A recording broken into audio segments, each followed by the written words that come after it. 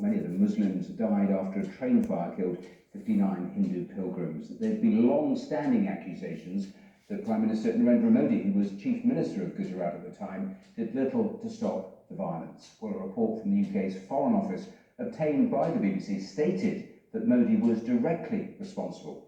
Last year, India's Supreme Court upheld a ruling clearing him of complicity.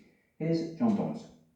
In 2002, Gujrat was burning in what was some of the worst religious violence in modern India. At least 1,000 people died, many of them were Muslims. Imran Dawood, who lives in Yorkshire, was visiting family there. 2 of his uncles and his neighbour Mohammed were killed. I got stabbed. I do not know what happened to my uncles. It's fresh in my mind, like it happened yesterday.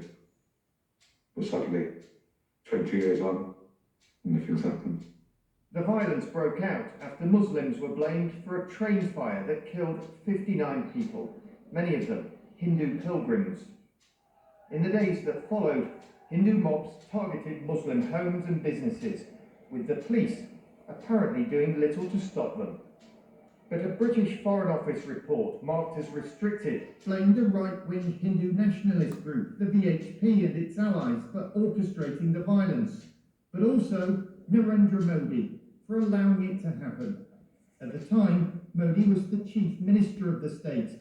He's now India's Prime Minister. The document was obtained by the BBC in 2002. Some details were reported at the time, though this is the first time it's been reported in full. The VHP and its allies could not have inflicted so much damage without the climate of impunity created by the state government. Narendra Modi is directly responsible. It also reported claims that Mr. Modi had directed the police not to stop the violence.